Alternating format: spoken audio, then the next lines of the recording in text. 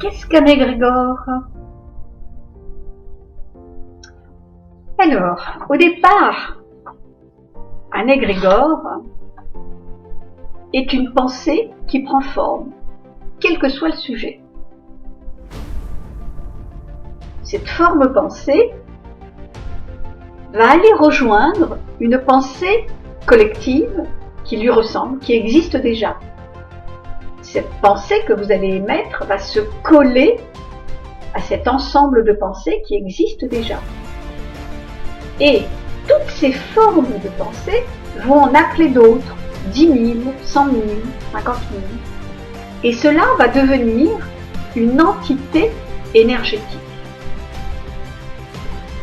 Donc en fait, un égrégore est produit par un puissant courant de pensée collective. Lorsque plusieurs personnes se focalisent en même temps, ensemble, sur un même objet, avec la même force, avec la même intensité, ils vont développer une énergie commune. Et c'est ce qui va former un égrégore. Donc un égrégore peut être formé par des pensées de beauté, d'amour, et ça va créer une énergie d'amour.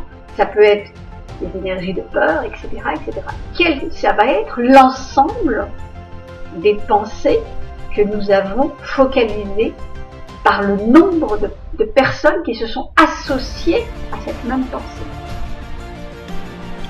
Donc, l'importance, là on ressent bien l'importance, mais je dirais même beaucoup plus que nos pensées.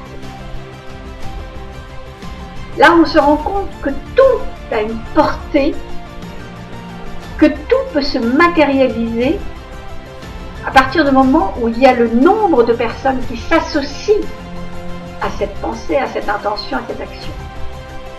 Donc,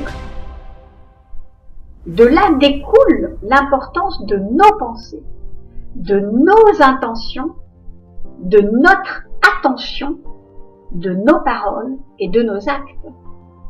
Parce qu'en définitive, c'est tout ce que nous émettons qui contribue à nourrir un égrégore. Non seulement c'est tout ce que nous émettons qui va nourrir cette force collective, mais c'est aussi tout ce que nous émettons qui va façonner nos journées quotidiennes. Donc, si nous sommes attentifs à ce que nous produisons, à ce que nous créons, déjà pour nous-mêmes dans notre propre vie, à chaque instant, on va prendre conscience, on va se rendre compte de qu'est-ce qu'on est en train de générer dans ce monde aussi. Parce que c'est en fonction de ce que l'on va émettre que l'on va faire grandir un égrégore, ou de beauté, ou de joie, ou d'entraide, ou plutôt un égrégore de peur, un égrégore de paralysie collective, etc., etc. Donc c'est extrêmement important, c'est-à-dire nous avons tous un rôle à jouer dans notre quotidien.